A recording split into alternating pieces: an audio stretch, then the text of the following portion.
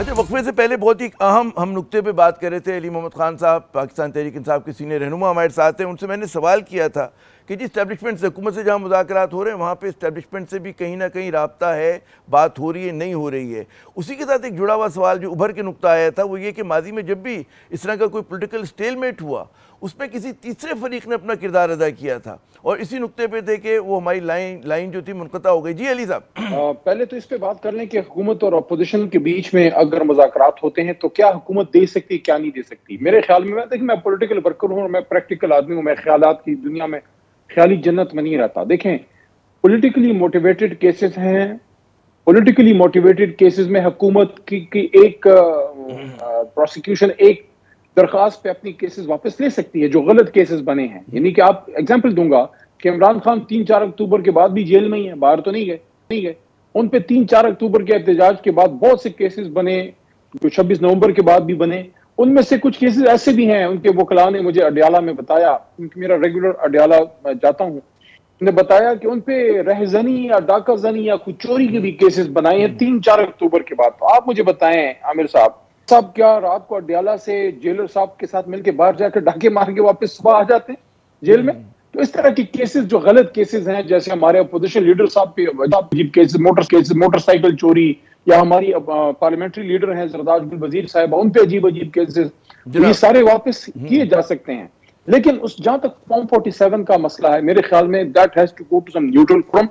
وہ supreme court ہے میری نظر میں. میں آج بھی یہ کہہ رہا ہوں، میں 6 مہینے پہلے بھی یہ بات کر رہا تھا، میں 8 مہینے پہلے یہ بات کر رہا تھا، اور آج اس بات پہ شکر الحمدللہ پورا سسٹم آ رہا ہے. میں نے یہ بات کی تھی 8 فروری کے الیکشن کے بعد. 16 فروری کو عمران خان صاحب سے ملنے کے بعد میں نے یہ بات کی تھی کہ خان صاحب آپ نے فتح مکہ ماڈل کی بات کی تھی، کیا آپ آج بھی اس پہ سٹینڈ کرتے ہیں؟ ان کا بالکل. میں ذاتی انتقام نہیں لوں گا، باقی معاملات جس کے ہیں وہ عدالت سے ہوں گے. تو ٹرانزیشن کی بات اس وقت عمران خان صاحب نے کی تھی. ایک طرح سے یہ مذاکرات کی ہی بات ہے. مجھ پہ بڑی تنقید ہوئی کہ بھئی یہ مفاہمت کی بات کرتا ہے، یہ مفاہمت کی بات کرتا ہے. میں نے کہا کہ مفاہمت سے پہلے اس میں ٹروتھ بھی ہے، اس میں سچائی بھی ہے. ٹروتھ اینڈ ریکنسیلیشن، صرف ریکنسیلیشن نہیں، ٹروتھ اینڈ ریکنسیلیشن. دیکھیں اب نیوٹرل آربیٹر کی بات ہے، اس سے مجھے ایک منٹ اس پہ بولنے دیجیے. دیکھیں ماضی میں جب بھی پولیٹیکل فورسز آپس میں گتھم گتا ہوئے ہیں، ایک نیوٹرل آربیٹر جو سو کال نیوٹرل تھا وہ آیا، تھانے دار کی شکل میں. بدقسمتی سے وہ نہیں ہونا چاہیے تھا. میاں نواز شریف صاحب نے خود جنرل راحیل صاحب کو دعوت دی 2014 کے دھرنے کے دوران کہ آپ آئیں بات کریں. کیوں دی انہوں نے دعوت؟ وہ خود ایک وزیر اعظم تھے، کوئی اور اس کا حل نکالتے. اس سے پہلے اگر آپ جائیں تو کاکڑ فارمولا اگر آپ کو یاد ہوگا اس میں بھی یہ سارا ہوا. یا جوڈیشل موومنٹ کے دوران کیانی صاحب کا ایک رول میرے خیال میں تھا، جب میاں صاحب گجرانوالہ پہنچے اور خان صاحب انڈر گراؤنڈ پہنچ چکے تھے اسلام آباد تھے. اس موومنٹ میں قاضی حسین احمد صاحب اللہ ان کی مغفرت فرمائے، وہ بھی زندہ تھے، وہ بھی اس موومنٹ کا حصہ تھے. میرے کہنے کا سر مطلب یہ ہے کہ ماضی میں یہ رول اسٹیبلشمنٹ نے ادا کیا. وقت آ گیا ہے کہ ہم خود پولیٹیکل فورسز اسٹیبلشمنٹ کو موقع دیں کہ سسٹم سے وہ ڈی لنک ہو، تھوڑا دور ہو. اور یہ کام سپریم کورٹ کو کرنا چاہیے جو کم از کم ایک کانسٹیٹیوشنل پیرامیٹر کے اندر تو بات ہوگی. یہ آپ نے بڑا ایک دلچسپ زاویہ دیا کہ پولیٹیکل فورسز آپس میں مسئلے کو طے کریں اور اسٹیبلشمنٹ کو الگ رکھیں. لیکن کیا یہ جو حکومت ہے، جو ہمیں پتہ ہے کہ اس کو بہت سارے سہارے ملے ہوئے ہیں، کیا وہ اس چیز کے لیے تیار ہوگی؟ کیا آپ کے خیال میں وہ اتنا انڈیپینڈنٹ ایکٹ کر سکتی ہے؟ یہ بھی ایک جو آپ نے کہا نا کہ میں خیالوں کی دنیا میں نہیں رہتا، تو یہ بھی پریکٹیکل بات ہے کیا؟ جی دیکھیں، اس میں یہ بتدریج ہوگا. یہ ایسا نہیں ہو سکتا کہ ہم نے ایک لیور نیچے کیا جس طرح پرانے وقتوں میں وہ ریل گاڑی کا اور نیچے کھینچتے تھے زنجیر اور سارا ڈیلنگ ہو جاتا تھا. ایسے نہیں ہے. جو ایملگمیشن یا جو اسٹیبلشمنٹ نے انگریس کیا ہے سسٹم، پولیٹیکل سسٹم کے اندر، وہ ایسے نہیں ہوگا کہ فوری طور پہ وہ انگریس ان کا ختم ہو. لیکن یہ ایک بتدریج کوشش ہونی تو چاہیے نا. There has to be a start, کبھی تو اسٹارٹ ہوگا. ہاں، اب اس میں یہ بات بڑی اہم ہے کہ کیا ڈائریکٹ ان سے بات ہوگی. میں اس پہ میرا بڑا کنسیڈریٹ اوپینین ہے. میں یہ سمجھتا ہوں کہ مذاکرات اسٹیبلشمنٹ سے نہیں ہوتے، انگیجمنٹ ہو سکتی ہے. اگر کوئی مس انڈرسٹینڈنگ ہے اس میں انگیجمنٹ ہو سکتی ہے. مذاکرات اور انگیجمنٹ میں بڑا فرق ہے.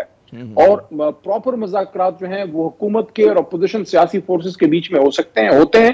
اگر اس میں کوئی اسٹیبلشمنٹ کا رول ہے تو اس میں بھی حکومت اپنا رول ادا کر سکتی ہے. ایک اس میں بڑا اہم نقطہ ہے، اور وہ یہ ہے کہ یہ جو جتنی کھچڑی پکی ہے، اور سمجھدار کے لیے اشارہ کافی ہے کہ جتنی کھچڑی پکی ہے یہ اس فارم 47 کی حکومت نے اکیلے نہیں پکائی. جن جن نے مل کے پکائی ہے ان کو چاہیے کھچڑی کو اب وہ درست کریں اور درست کر کے پھر تھوڑا سا سائڈ پہ ہوں اور پھر ان لوگوں کو موقع دیں کہ یہ اس ملک کو آگے چلائیں. ہاں جہاں جہاں ان کا رول بنتا ہے آپ لیں ان سے اوپینین لیں, انٹرنل سیکیورٹی میں لیں, اب فورن افیئرز میں لیں. ریاستیں جو ہیں وہ تو حکومت اور اسٹیبلشمنٹ مل کے ہی چلا رہے ہوتے ہیں, ایک پیج پہ ہوتے ہیں. Dying moments of the segment ہے, ایک بہت ہی اہم سوال, لیکن میں چاہوں گا ایک مختصر اگر آپ جواب دے سکیں کہ آپ لوگ مذاکرات میں اکیلے تنہا نظر آ رہے ہیں, حزب اختلاف کی دیگر جماعتیں آپ کے ساتھ نہیں, آپ کے اپنے اتحادی نہیں ہیں, چکزئی آپ کے اتحادی ہیں, مولانا فضل الرحمان ناراض کھڑے ہیں. کیا وجہ ہے کہ اگر آپ دوسروں کو ملا لیتے تو آپ کے خیال میں زیادہ آپ کی پوزیشن مستحکم نہ ہوتی, حکومت پہ زیادہ دباؤ نہ پڑتا؟ جی دیکھیں, مولانا فضل الرحمان صاحب کے ساتھ تو تازہ ہوئی ہے, تو وہ تو اس وقت میرے خیال میں جس طرح جٹ لیگ ہوتا ہے, ہم تو ان کو بڑا سمجھاتے رہے کہ ان پر ٹرسٹ نہ کریں. حالانکہ آپ کے پرانے ساتھی ہیں لیکن ہم ان کو بڑا اچھا جانتے ہیں کہ انہوں نے ٹرسٹ کیا تو آپ اس کا مزہ چکھ رہے ہیں. اگر وہ فل فلیجڈ 26ویں ترمیم میں مخالفت کرتے تو ہو سکتا ہے کہ چیزیں بہتری کی طرف جاتی. اپوزیشن کے ساتھ ہماری انگیجمنٹ ہے اور چکزئی صاحب ہمارے ساتھ انگیج ضرور ہیں. مذاکرات میں ہو سکتا ہے کسی سٹیج پہ الائز بھی آگے آ جائیں, لیکن ایک بات اس سارے گفتگو سے قطع نظر شارٹ سا کمنٹ بطور وکیل, بڑا دکھ ہوتا ہے. ایک ملک میں ایک جگہ ایسی ہونی چاہیے جہاں آخری فیصلہ ہو اور مضبوط ہو. سپریم کورٹ پہ جو 26ویں ترمیم کے بعد حملہ ہوا ہے, یقین کیجئے ہم وکلاء نے جو سٹرگل کی تھی جناب جوڈیشل انڈیپینڈنس کی, وہ کمپرومائز ہو گیا ہے. بہت بہت شکریہ علی محمد خان صاحب, آپ نے اپنا قیمتی وقت دیا. یقیناً بہت سارے سوالات تھے اور بہت ہی روانی سے جواب ہمیشہ کی طرح. یہاں پہ ناظرین ایک وقفہ لیتے ہیں, وقفے کے بعد جب ہم دوبارہ آئیں گے تو ایک اور بہت ہی اہم موضوع ہمارے پیش نظر ہوگا. ہمیں پتہ ہے کہ جی ٹرمپ اور ان کی نئی انتظامیہ جو ہے اگلے برس جو ہے اقتدار میں آ رہی ہے امریکہ کے اندر, اور اس میں بہت سارے جو ہیں بھارت نژاد یا بھارت نواز جو ہیں لوگ اہم عہدوں پر ہیں. پاکستان پہ اس کے کیا ممکن اثرات ہوں گے, بات کرتے ہیں وقفے کے بعد.